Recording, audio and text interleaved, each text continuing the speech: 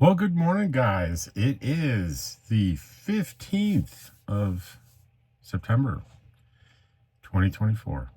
And this is it. This is my last full day in Eagle Nest. I head to Pahrump tomorrow morning, probably early afternoon. I have a couple of Zoom meetings tomorrow in the morning, so early in the afternoon. I get 3 or 4 hours in, and probably will still be in New Mexico by the end of the day, but I'm not really planning on hitting Pahrump until Wednesday. It's last I looked, it was about 38 degrees out there here in Eagle Nest, New Mexico at 8,000 feet. It's dark outside because it is 6:10 a.m. And I'm a little sad to be leaving Eagle Nest. I really have come to love this place, but I'm going to be back next year, same spot. I did my long form video wasn't very long. It was pretty short. It's about 2.5 minutes, but it's some outdoor shots of me, some photographs I took of the village here, and some outdoor shots of me with the Hover X1 flying selfie around the camp, and all of it's with kind of a voiceover talking about leaving. So I hope you enjoy that one. Today, from yesterday, there was a very popular video that went out, and they're always popular when you even whisper Quartzsite. Boom! Views. I think I've already had 1,500 views, which is 4 or 5 times what I usually get. So there are a lot of comments on there. 5 things they did not tell you, and I actually went back and came up with 5 things that actually, by the time I got the Quartzsite and got settled, the things that I learned that surprised me, that I didn't know about, even though I'd scoured every YouTube video I could find and talked to my friends that had been there. These things are a little bit of a surprise. What else did we have? We had, I already told you about the long force. So the positive news one didn't get much. It was, I think it was on, if I'm not mistaken, if I don't have my days mixed up, it was on a housing in Boston for homeless that is happening in a very ritzy neighborhood where I lived. I didn't live in the ritzy part. I went to college there, but the Back Bay of Boston has a very ritzy, expensive neighborhood. And the news story is that the people that live there welcomed this project with open arms, which is really something. So let's go ahead with the comments. Sue Weiss, common sense, good tips. Thanks, Rob. And all these next year are going to be on the 5 critical things they did not tell you, Quartzsite. A generic user, thank you so much for that information. I had no idea. I do have an issue with high blood pressure, so that is very vital information for me. Thank you for sharing. Now, you have to take this with a grain of salt, and pun intended. I was talking about the high saline content, high sodium chloride, or high salt content of the water that you get when you pay at the LTVA. You get that water for free. It has very high salt content. And I wondered, and wonder aloud, will that have an effect on people's blood pressure? Because I know if you take in a bunch of salty food, you retain water, your blood pressure goes up, and that can negate blood pressure medications.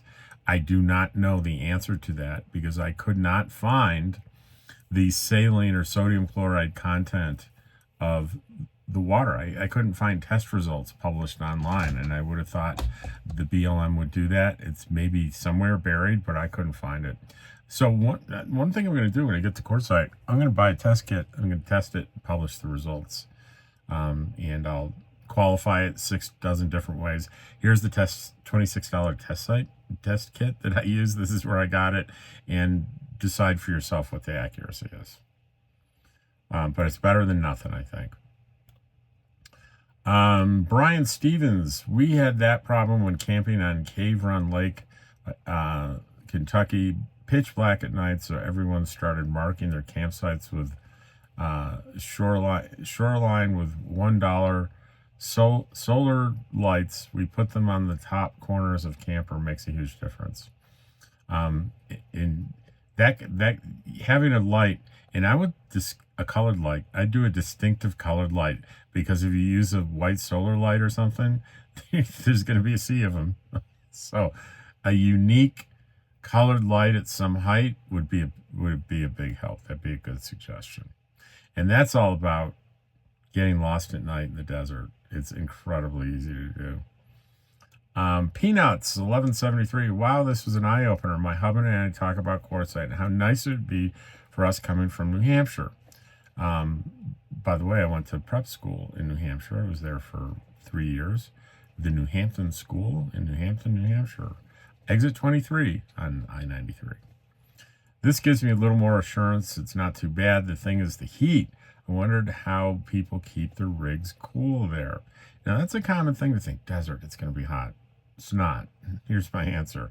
There is virtually no heat like that in December through February.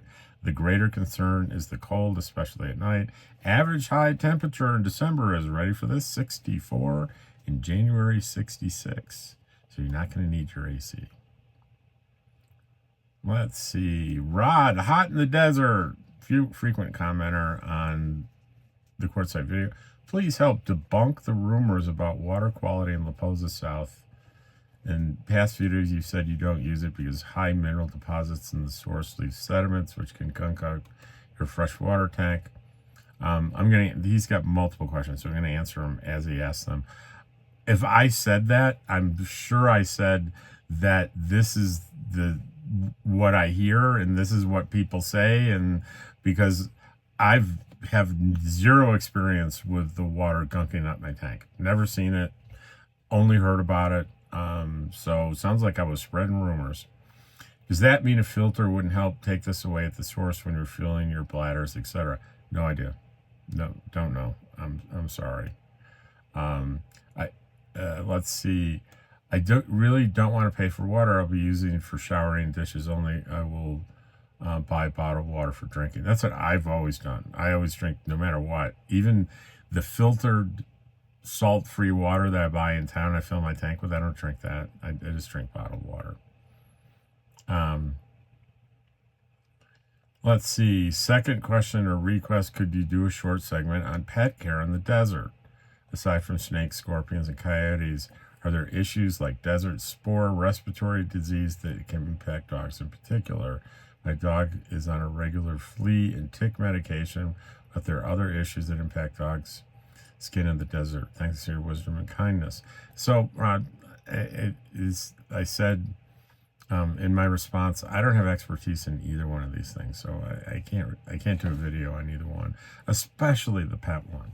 I mean, people, there are particular dangers in the desert that for pets, that some of which are pretty obvious, other which I don't know the accuracy of, but I'm not in a position to tell anybody about how to deal with their pets in the desert. I can just speak to my experience. Dottie's never had a problem in the desert. Dottie is always tethered to me. Dottie does not roam free ever in the desert under any circumstance. And if we go walking, she'll want to go into where vegetation and cactus and stuff is, and it's not allowed. I don't let it. She stays with me in the desert, so I can see what she's walking into and what's going on. So I don't really worry about critters because she's next to me and I protect her from that kind of situation. As far as spores and things like that, I have no idea. All I can tell you is this is going to be season number 4, first 3 seasons, not a single health problem with Dottie or injury in the desert. Let's see. If you want to read more, we have a few exchanges here where I explain that, and he talks a little bit about his dog. Let's see. Robert Burns, good advice for Quartzsite. I assume the LTVA water is good for showers, washing dishes. Like I said, I stopped using it only because of there's a long story about me and using LTVA water in my tanks and filling my humidifier, and the atomized water in the air was playing havoc with my propane stove and my propane heater because it was delivering salt into the flame. I will be purchasing water for drinking. I need to buy new locking cable and locks for my generator, solar, ground panels. I have a reservation in New Mexico for one overnight RV site with electric for my fridge and charged 200 amp hour lithium battery.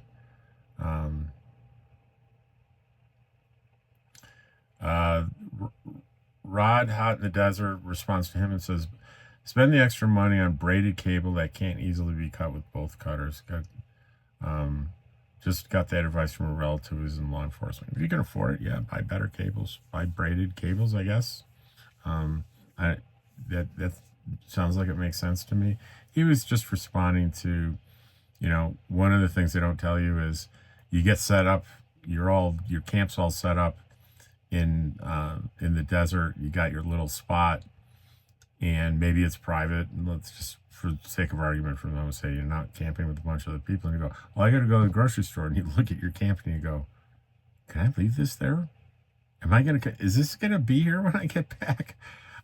So they say it's like, do the obvious stuff. If you have an expensive thing like a generator, cable lock it to your rig, to the frame of your rig, and is that going to determine criminals? Hell no.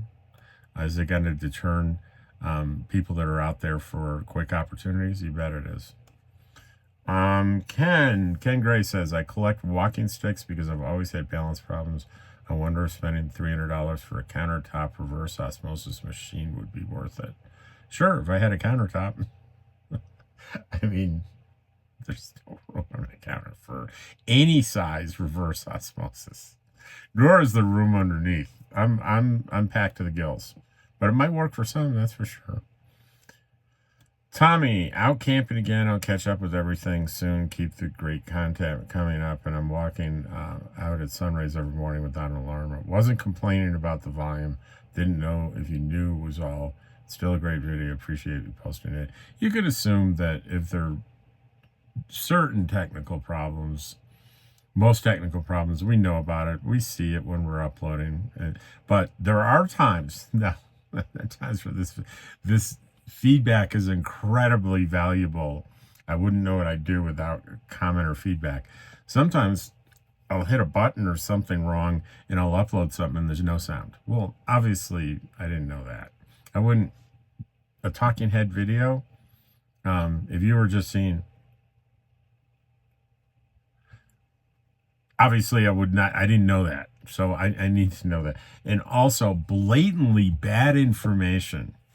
I had one recently where I put out a number there and went on an assumption based on the wrong number, and someone just really politely said, Rob, where'd you get that number? It doesn't match with what you put on the screen.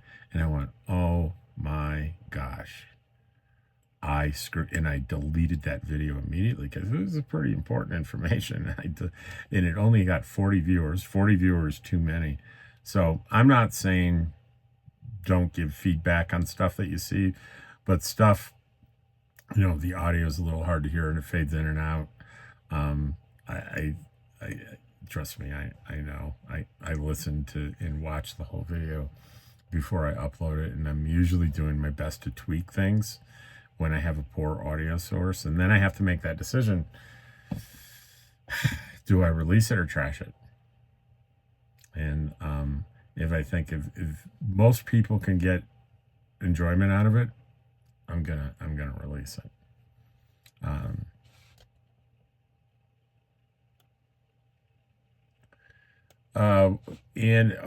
Here we finally wealthy Boston residents say yes to homeless, and that is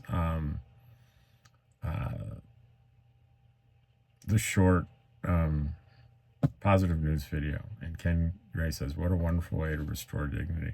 Really is a really good story. On the comment video, Ken says, I'm not a coffee drinker myself, so I say whatever you like is right. I use Starbucks instant coffee. And I opened it up and I said, coffee enthusiasts, have at me. I don't just go ahead and criticize. Get it out there. Get it out of your system. Get some catharsis. And Kim Lee asks, is it true that the LTVA rate was hiked up to $800 a season? And Lisa Lisa Roth answered that for me. She says, no, there's a proposal for an increase to 600 per season, but if it goes through, it would begin with the 2025-2026 season. This season, beginning September 15th. Today!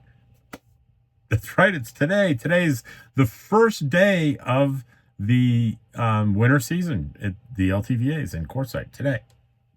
The season beginning September 15th today is still 180 for the season through April 15th, 2025. Thank you, Lisa. And Lisa has another comment on the Quartzsite video. Let's see. You have to click read more here. She has a whole paragraph. And listen to her. She knows most of the time Lisa knows what, today, most of not all times, Lisa knows what she's talking about. Smart lady, smart person. Hi, Rob. Good video. My friends back east always assume the desert is sanded. I have to send photos to correct that assumption. This will be winter number 3 for me, and I'm looking forward to it. My first winter was colder than my second, but the only time I find I need to turn my heater on is first thing in the morning. This is mostly because I like sleeping cooler, and I use a lot of blankets. Plus, I have 2 cats keeping me warm. Yes, she does. This black cat, and Dottie goes friggin' nuts every time Dottie sees the black cat. But now I have this year, the bark aversion thing. We'll see if when we go visit Lisa, if I can quiet Dottie. Dottie has no idea I'm even talking about her. All right, she doesn't know the plan. That's good. Okay, Naj, I enjoy all your videos, so trust your instinct, Rob. Big hugs to Dottie and George. I can't remember. Thank you, but I can't remember what I said about following my instincts. But it's always good advice to follow your instincts.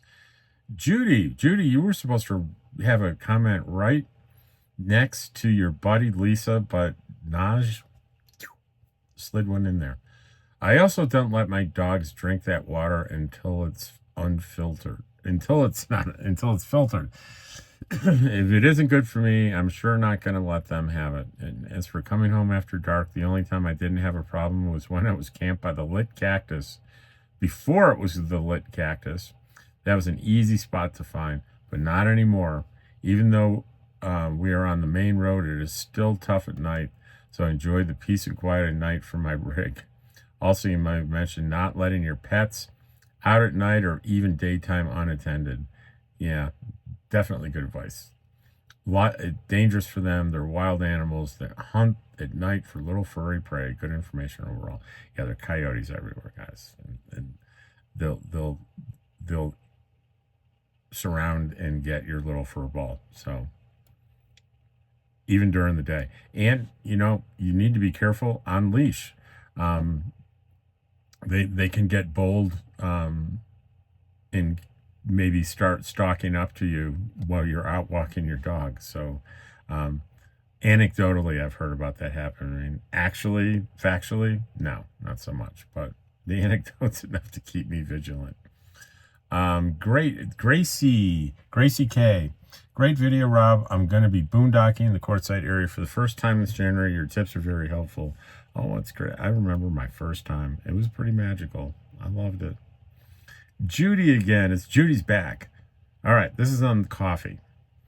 I had a K-cup coffee maker. I use the refillable kind, but the whole problem for me is that it doesn't get to steep at all. And the flavored ones are basically instant coffee with powdered flavorings. I now use a French press, and I rarely wash it. I've always been told the key to good coffee is to let the oils accumulate in the coffee maker. Just my humble opinion. Well, it sounds like a pretty good opinion, Judy. And that explains why I think K-cups are so awful, even with good coffee in them. And it makes sense. It doesn't get a chance to steep in the coffee. It just sort of goes through that little cup. Don't like it. Naj, and here it comes. A surprise, crying, smile, not a smiley faces. Starbucks tastes like burnt bean in my mouth. Maybe it tastes better in yours. I will admit I'm very picky about my coffee and have only tested Starbucks from the shop. Never had instant. If you like it, enjoy. Well, this is the harshest one I got, and that's not very harsh at all. It's very nice. Great video. Thank you from Jacqueline Myers on the Quartzsite video. Definite helpful tips. Thank you from Random Spirit. And I did a short, my happy place, just a little bit of me in my happy camp here. And this is why you're feeding the crows, because you are happy. M. Campbell says there's one beautiful place you've got there. I'd certainly be happy too. Generic user, beautiful. Judy says, this is all in the short that I did called My Happy Place. It's gorgeous there. Wish it weren't such a high elevation, but that's part of its beauty. And again, beautiful. Where are you? And I say Eagle Nest, New Mexico. And packing, well, it's hard to tell. Nothing there to like, sad. Why are people doing thumbs up? And this is for my Fatality RV Garage. I don't think this person obviously isn't going to be watching this, but in case you are, the reasons people put thumbs up is it's good safety, and they're not saying thumbs up to someone getting killed in an accident. They're saying thumbs up to thank you for putting this video up and for talking about steering blowouts and how to recover from them and tire safety. Maybe it'll prevent a death in the future. That's what the thumbs up were for. There's like I thumbs up his comment. I'm like, is that gonna upset him? Desert Deb, hey Desert Deb.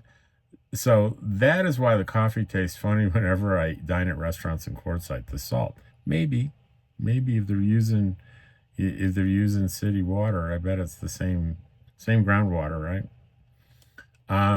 Tim, all true, Robin. That's my buddy Tim that I camp with, and the water is the reason I run filtration systems I do, including an electronic decalcifier.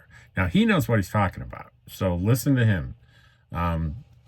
He runs filtration systems, including an electronic decalcifier. So that's telling me he's addressing directly the minerals in the water. Shovel Master Funk, instead of using a humidifier, use a small crock pot.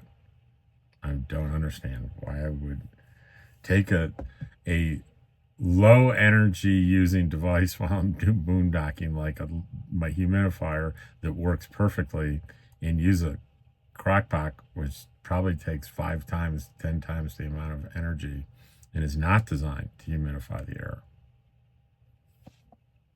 Maybe if there's more to that and you're listening to this, comment again, and I comment in this video and explain a little bit more, and maybe I'm missing something important. My happy place again, Naj is saying so beautiful there. I understand why it's your happy place. I'd be very happy there as well. Randy says on the Quartzsite video, good to know. Thank you. How am I doing on time? Oh, it's 23 minutes, almost 24 minutes. Chip Miller says, thank you for the information. We'll be in Quartzsite this fall. All right, Chip. Helpful tips on a confusing topic. That's from LAC 1602, LAC 1602. Terry, I've never been to Quartzsite, but hope to soon. This was an amazing list. Would have never thought of these items, especially the rocks issue. I guess pictured sand and dirt and pea-sized gravel.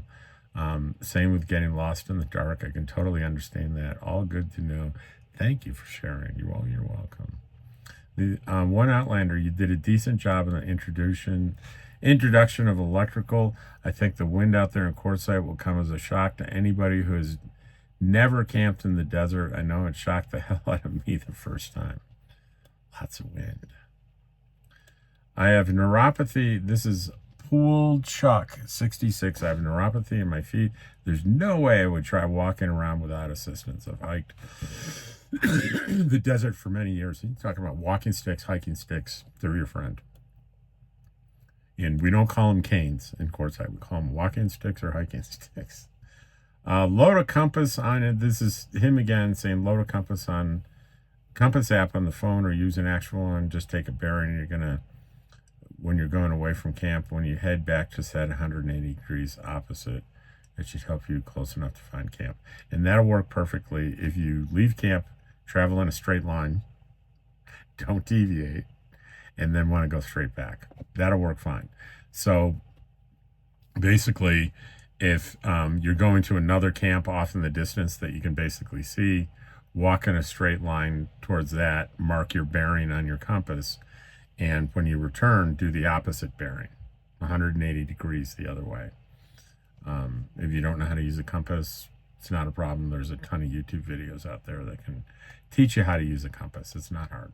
And yes, you can download an app on your phone that is a compass. So that's today. Tomorrow we'll have the last one from Eagle Nest. And look, I've been on so long that we have light, we have sunrise. And I don't know if you've noticed, I've been experimenting with the exposure. I use my phone to do these videos, and a ring light behind the phone, and it's been really problematic getting the light correct. So this one, I haven't uploaded it and tweaked it in the editing software, but this one looks like I'm getting closer. And I will see you tomorrow. Take care.